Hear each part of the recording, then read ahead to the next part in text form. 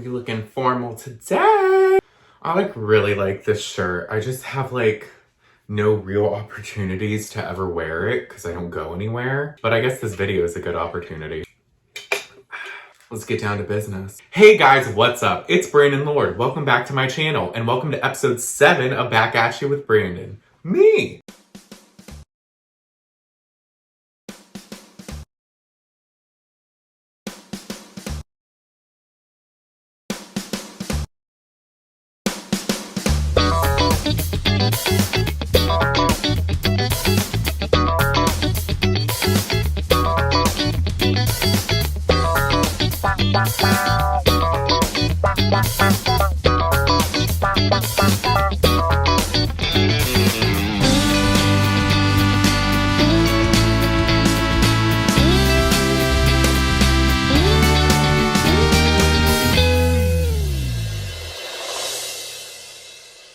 I know what you're thinking. I know what you're thinking.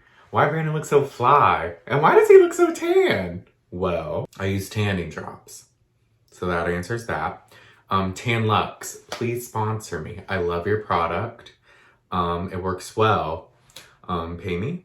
So my first topic today is Oprah this past Sunday sat down with Harry and Meghan and got all of the British tea, and they got into everything. They're breaking their silence and they're letting everyone know what they went through being a part of the royal family and why they left. So I'm just gonna go over some highlights. To start it off lighthearted, Harry and Meghan did reveal that they actually got married 3 days prior to the royal wedding. People stay up to 4 a.m. here to watch the royal wedding. And so many celebrities and big names went to it. I wonder how they feel knowing that they were already married and it was basically just a big party.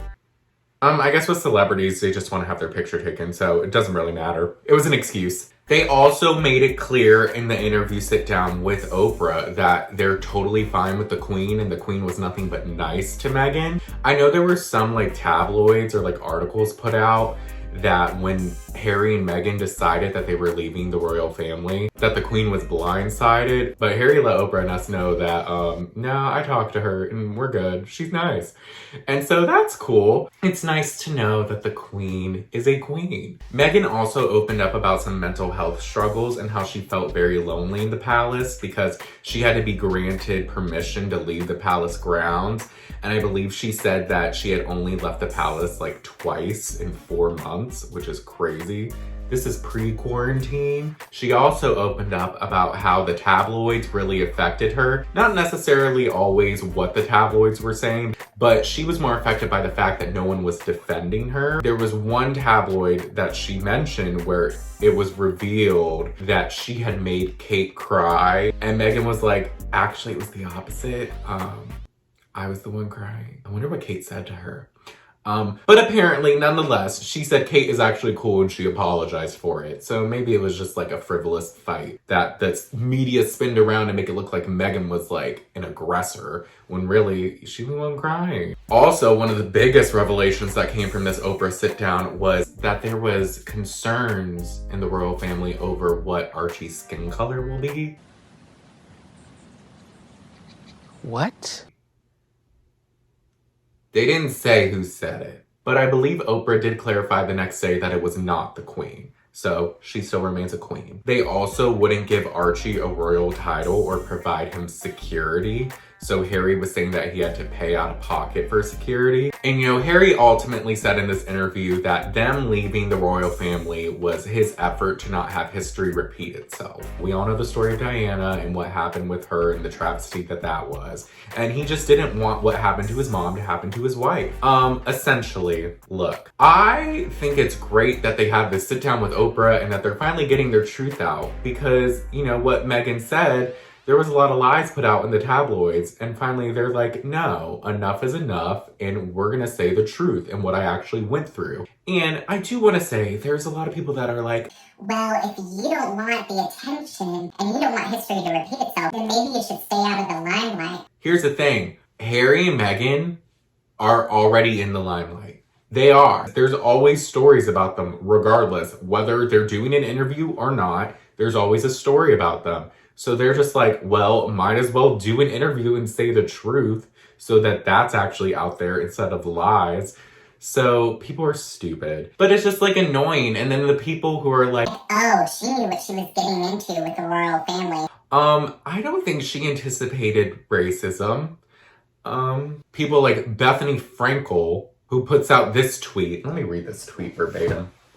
I got it on my laptop. When it was announced that there was going to be the Oprah sit down with Meghan and Harry, Bethany Frankel, best known for her work on The Real Housewives of New York City, which I am an avid watcher of. I actually liked her on the show, even though she's a nightmare. She goes, "Cry me a river, ... The plight of being a game show host, fairly unknown actress, to suffering in a palace with tiaras and seven-figure weddings for 2 whole years, to being a household name with Oprah on speed dial." She tagged Oprah. "Fetching $7 million for interviews, hundreds of millions in media deals. Hashtag Mary." Because Meghan and Harry, she's so witty.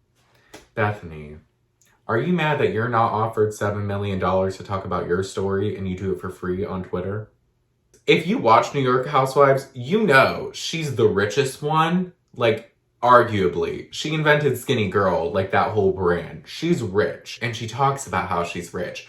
But also, she's constantly crying for sympathy over whether it's her divorce, what she went through, you know, in her family, which is fine. Don't then turn around and then say this person shouldn't be crying because they're in a palace with tiaras and shouldn't be complaining about anything they're going through because they're rich when you do the same thing. You're just mad. Nobody cares as much. And you know what?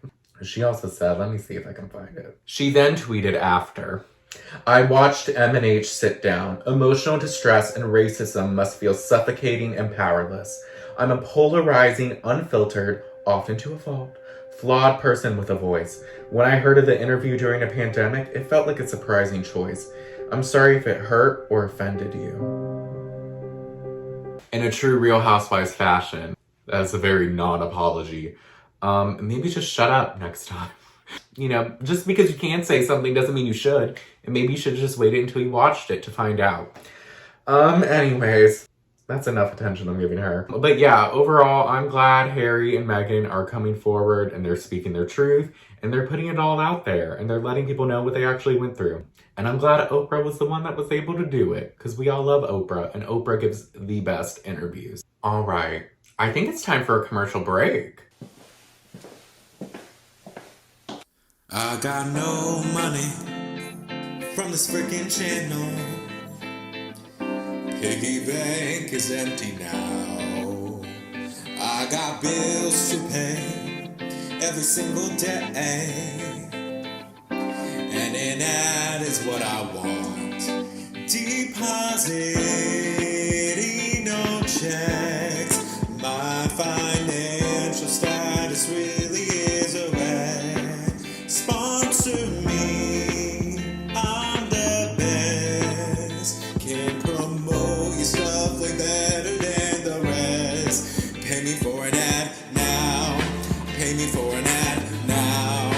Pay me for an ad now. Pay me for an ad now. Pay me for an ad.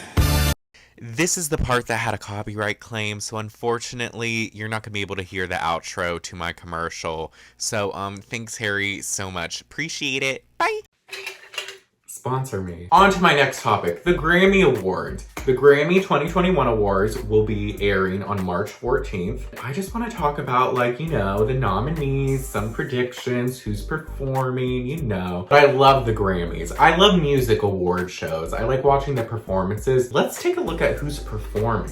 I saw somewhere that Dixie D'Amelio was performing, but I think that was a lie. So, thank God. She doesn't need to perform. She's not good. Bad Bunny, Black Pumas, Cardi B, BTS, of course, Brandi Carlile, DaBaby, Doja Cat, Billie Eilish, Mickey Guyton, Haim, the Sisters, Brittany Howard, Miranda Lambert, Lil Baby, Dua Lipa, Chris Martin, John Mayer, Megan Thee Stallion, Maren Morris, Post Malone, Roddy Ricch, Harry Styles, and Taylor Swift. I feel like Harry hasn't performed at like an award show in like forever. I low-key feel like this is a Harry top, so I feel like he'd be proud if he saw me. Anyways, I'm excited for all of these people. There's a few I'm not as familiar with their music, but I'm down to watch their performances, of course. What's Meg Thee Stallion's most recent song? Is it Body? Body, yaddy, yaddy, yaddy. What is Post Malone gonna perform? Maybe a new song? All right, let's take a look at some categories and some nominees, and let me see if I can predict well enough who will win. Let's start with Record of the Year. They have Black Parade by Beyonce, Colors by Black Pumas, Rockstar, DaBaby, Say So, Doja Cat, Everything I Wanted, Billie Eilish, Don't Start Now, Dua Lipa, Circles, Post Malone. I feel like that song's so old. And Savage, Meg Thee Stallion featuring Beyonce. I love that song. I feel like, I think Doja Cat might win. Say So blew up because of TikTok. Didn't even notice. So I actually gotta say, I think Doja might take that one. Song of the Year, isn't that the same thing? It's record. Song? What is the difference between song and record? Song of the Year, there's Black Parade, The Box, Cardigan, Circles. Why is Cardigan on this list? It was like good, but it wasn't Grammy worthy. Don't Start Now, Everything I Wanted, I Can't Breathe, and If the World Was Ending. I kind of want that song to win. I don't know who would take that. I'm gonna say that one just because that's who I want to win, but I'm not necessarily sure they will. All right, Best New Artist. Ingrid Andress. Why do I feel like I know that name? Do I know that name? Oh, she's a country singer. Oh, okay, I do know her, and I know some of her songs. She kind of looks like Saoirse Ronan to me. Phoebe Bridgers, Chica, Noah Cyrus. Hasn't Noah Cyrus been like up for this Best New Artist award like 8 different times? Like not even just Grammys, but also like VMAs. I feel like, if you haven't won it yet. Meg Thee Stallion. Oh, Meg's gonna win. I think she will, because a lot of her songs have really blown up because of TikTok. There's constantly like dances. She's definitely gonna win that. And what's another one? I'm really just kind of looking at the pop nominees because I don't know much about other people. I'm basic. Best Pop Solo Performance. Yummy, Justin Bieber, no. Say So, Doja Cat. Everything I Wanted, Billie. Don't Start Now, Dua, Watermelon Sugar, Harry, and Cardigan, Taylor Swift. Maybe that one could also be Doja. I could see maybe Harry winning that. Or Dua. I'm gonna go with Doja. But I also wouldn't be surprised if Harry or Dua took it. Best Pop Duo/Group Performance. Un Dia, One Day. Intentions, Justin Bieber and Quavo. Dynamite, BTS. Rain on Me, Lady Gaga and Ariana Grande. And Exile, Taylor Swift and Bon Iver. So a part of me wants to say Exile because Exile is an amazing song. However, I think BTS might take this one because everyone loves BTS and I do like that song. And then Best Pop Vocal Album. Changes, Justin Bieber, no. Chromatica, Lady Gaga. Future Nostalgia, Dua Lipa, I did like that one. Fine Line, Harry Styles, or Folklore, Taylor Swift. I think Taylor might take that one. Because Folklore was good. I liked Evermore more, but I did like Folklore. I don't know, she dropped it on everyone. It was like a surprise album. She was just like, hey, it's been quarantine. Here's an album. I was just like, whoa. Fine Line was good though. And I really like Future Nostalgia. I'm gonna give it to Taylor. Okay, so that's it. That was mainly the categories that I saw where I like knew a lot of the people or like was familiar with most of them. So yeah, I'm excited. I hope my predictions are right. I'll have to reflect back on them in my next video to see if I got anything right. This is empty. That's it. That's the end of the episode. I have nothing left to talk about. With that being said, thank you guys so much for watching. Make sure to like and subscribe if you haven't already, and I'll see you guys next week. Bye! Bye.